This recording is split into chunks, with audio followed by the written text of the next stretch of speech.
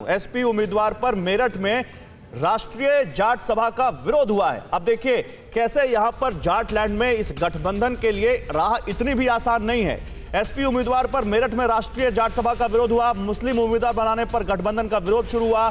जाट सभा के प्रदेश अध्यक्ष ने कहा आरएलडी ने धोखा किया। मेरठ की 7 सीटों में से गठबंधन के 4 मुस्लिम उम्मीदवार हैं, जबकि वो चाह रहे थे कि जाट समुदाय से कोई नेता वहां पर उस सीट से दिया जाए टिकट, क्योंकि उनकी संख्या वहां पर ज्यादा है। तो ये यहां पर राष्ट्रीय जाट सभा ने अब विरोध किया है मेरठ में, जिस तरह से एसपी उम्मीदवार को वहां पर इस गठबंधन से लाया गया है।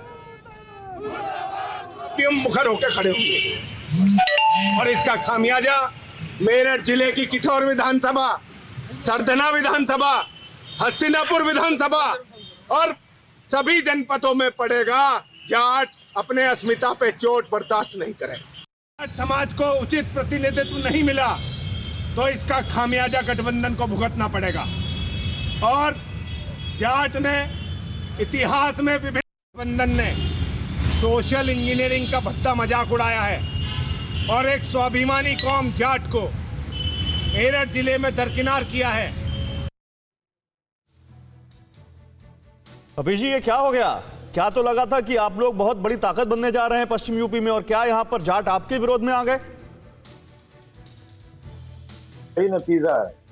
और एक चीज और आपको बता दें कि देखिए तमाम चीजें मुखर होकर के पीछे से भी होती हैं, अन्य जगहों से भी होती हैं, कराई जाती हैं, वो राजनीति में का एक हिस्सा होती है, वो चलता है। लेकिन हकीकत यही है कि हमने देखिए जो सर्वे कराया, सर्वे के आधार पे जो हमारी रिपोर्ट है, जो जिला अध्यक्ष, नगर अध्यक्ष और हमारे विधानसभा अध्यक्ष की और बूथ कमेटियों की जो रिपोर्ट है, उसी के आधार पे हम लोगों ने टिकट दिए हैं और वो व्यक्ति प्रत्याशी नहीं। एक आपके पास अनुभव है कपिल जी, एक आपके पास बड़ा बुरा अनुभव है। आपके नेता खुद स्वीकार करते हैं और शायद आप भी स्वीकार करेंगे कि जब एसपी और बीएसपी का गठबंधन हुआ था तो समाजवादी पार्टी के लोगों ने आरोप लगाया कि बीएसपी का वोट उनके तरफ ट्रांसफर नहीं हुआ। कहीं आरएलडी के फिर के साथ वही इतिहास ना दोहरा दे, क्योंकि आप जिनकी तरफ इशारा कर रहे हैं कि हो सकते हैं वो बाहरी हो, आरएलडी तो आप ही के साथ गठबंधन में है। नहीं, आरएलडी तो हम लोग के साथ गठबंधन में है, उसमें कहाँ कोई दिक्कत क्यों नहीं है? विरोध हो रहा है। आरएलडी वाले कह रहे हैं कि वहां पर मुस्लिम उम्मीदवार, समाजवादी पार्टी का उम्मीदवार क्यों उतार दिया? एक सभा के नाम पर प्रदेश में 50 खापें होती हैं, 50 सभाएं होती हैं।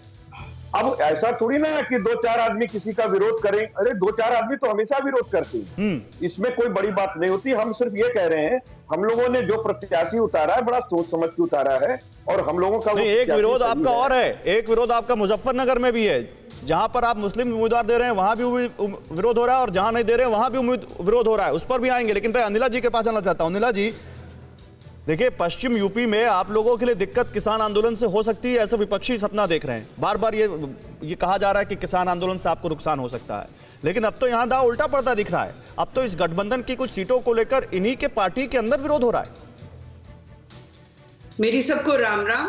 और देखिए गौरव जी, ये तो होना ही था, और शुरू से मैंने एक बात पे मैं कायम रही, क्योंकि मैं पश्चिमी उत्तर प्रदेश से आती हूँ, जाटलैंड से आती हूँ, इस कौम को बेहद अच्छी तरीके से समझती हूँ।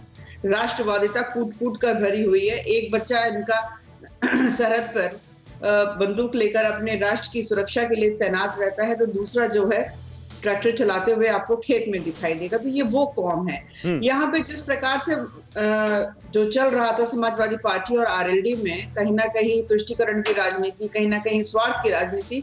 तो जब पहले तो ये लोग हमलावर रहते थे कि क्योंकि ये 3 कानून जो हैं ये वापस नहीं लेंगे तो भारतीय जनता पार्टी बिल्कुल ध्वस्त हो जाएगी। पर जब प्रधानमंत्री जी ने बड़ा दिल दिखाते हुए ये कहा कि भाई कुछ लोग अगर कन्विंस नहीं हो पा रहे तो मैं ठीक है ये 3 कानून नहीं, वापस तो क्या आपको लगता है अनिला जी संभाल नहीं पा रहे दोनों नेता अपने गठबंधन के नेताओं को? टिकट बंटवारे में लोग सही से टिकट नहीं बांट पाए।